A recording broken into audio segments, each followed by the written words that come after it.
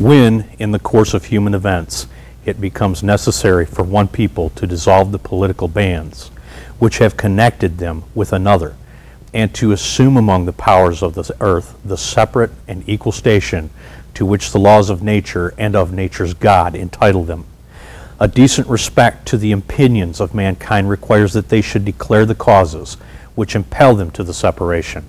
We hold these truths to be self-evident, that all men are created equal, that they are endowed by their Creator with certain unalienable rights, that among these are life, liberty, and the pursuit of happiness, that to secure these rights governments are instituted among men, deriving their just powers from the consent of the governors,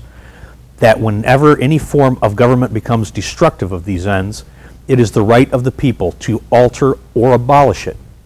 and to institute new government, laying its foundation on such principles and organizing its powers in such form as to them shall seem most likely to affect their safety and happiness. Prudence, indeed, will dictate that governments long established should not be changed for light and transient causes, and accordingly all experience hath shown that mankind are more disposed to suffer while evils are sufferable than to right themselves by abolishing the forms to which they are accustomed.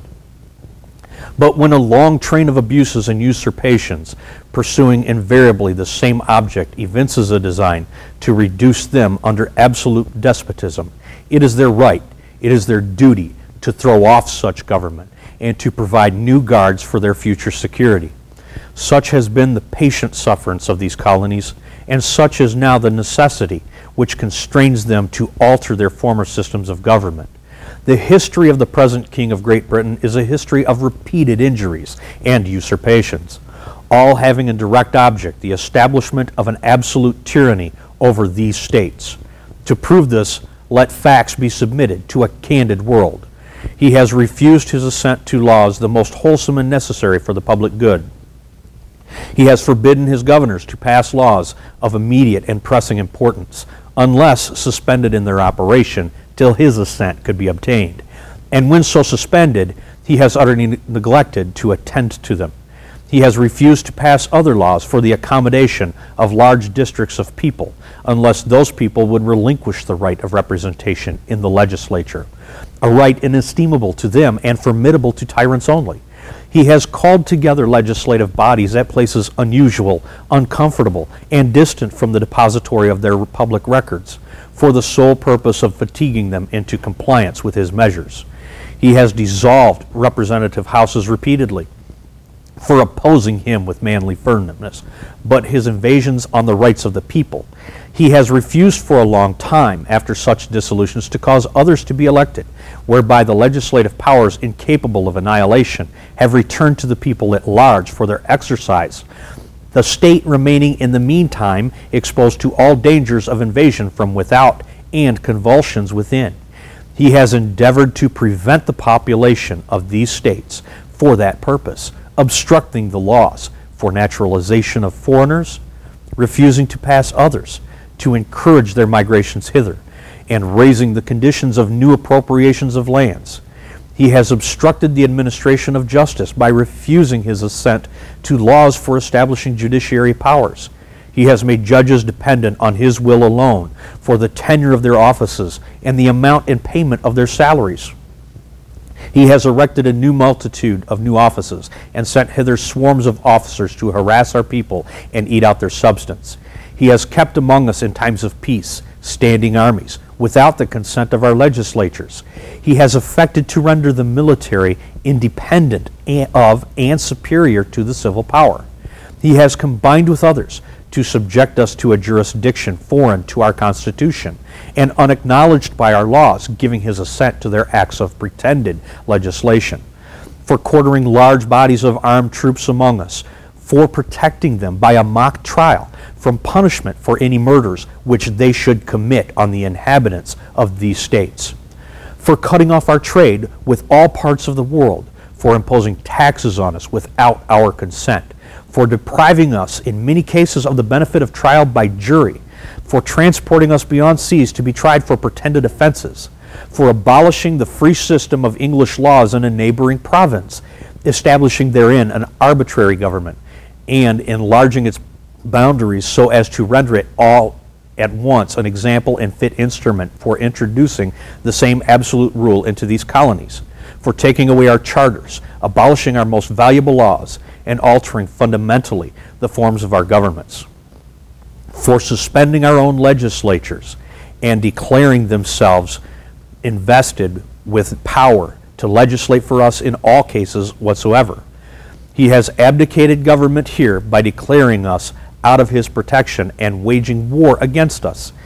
He has plundered our seas, ravaged our coast, burnt our towns, and destroyed the lives of our people. He is at this time transporting large armies of foreign mercenaries to complete the works of death, desolation, and tyranny, already begun with circumstances of cruelty and perfidy, scarcely paralleled in the most barbarous ages, and totally unworthy the head of a civilized nation. He has constrained our fellow citizens, taken captive on the high seas to bear arms against their country,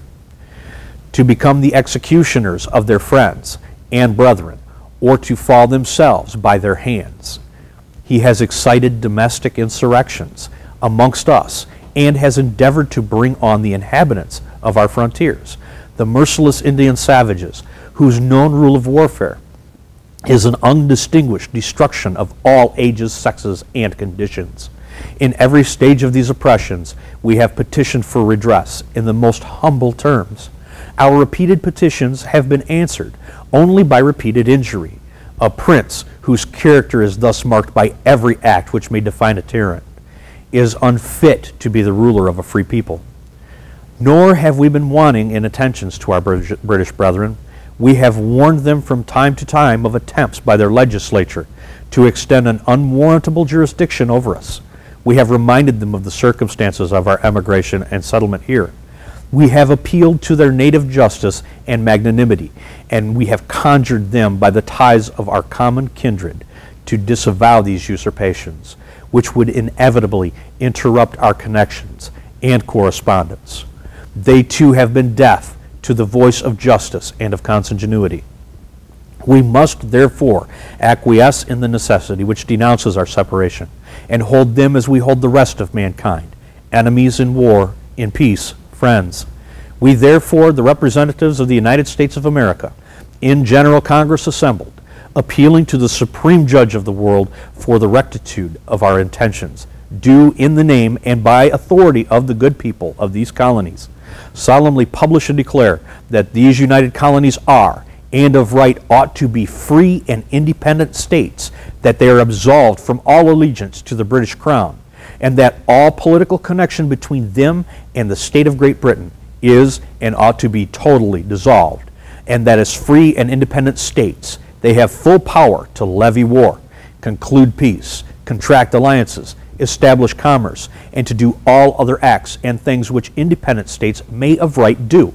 And for the support of this declaration, with a firm reliance on the protection of divine providence, we mutually pledge to each other our lives, our fortunes, and our sacred honor.